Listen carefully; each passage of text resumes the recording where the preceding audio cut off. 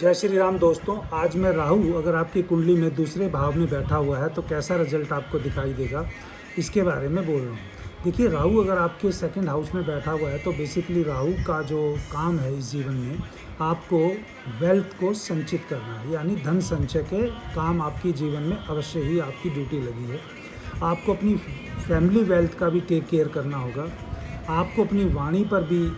ध्यान रखना होगा,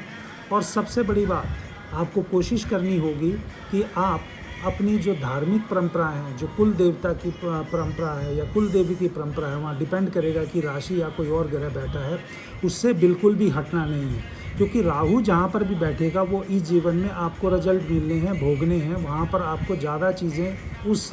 भाव से होती हुई दिखाई देंगी। अगर आप सही रास्ते पे चलते हैं तो वहाँ पर आपको आसानी से मिलती हुई दिखाई देंगी, अगर सही रास्ते पे नहीं चलते हैं तो वहाँ पर आपको दिक्कतें आती हैं। तो इसलिए कहा गया है कि जो राहु जो सेकंड हाउस में बैठता है, ये मटेरियल वेल्थ, जिसको हम कहते हैं त्रिव अच्छा जो कमाई की होती है, और ये जो कमाई की तरीके की हैं, जो अनकन्वेंशनल तरीके आ सकते हैं, जिसमें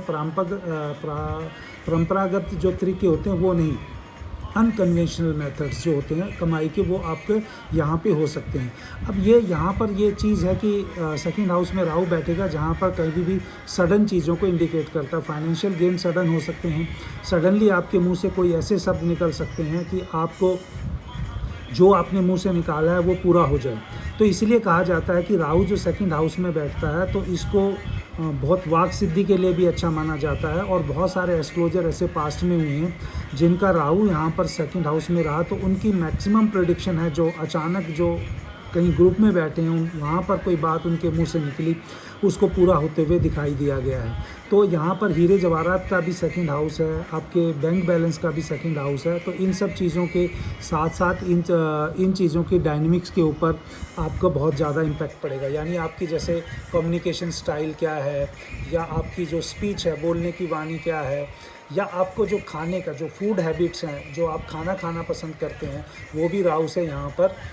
प्रेरित होगा। तो अक्सर मैंने ऐसा देखा है, कुछ लोग खाने पीने के शौकीन होते हैं या ओवर ईटिंग के शौकीन होते हैं जब राहु यहाँ पर सेकंड हाउस में बैठ जाता है। तो अनकन्वेंशनल अर्निंग एक पॉइंट हो गया, फाइनेंशियल एम्बिशन एक चीज़ हो गई,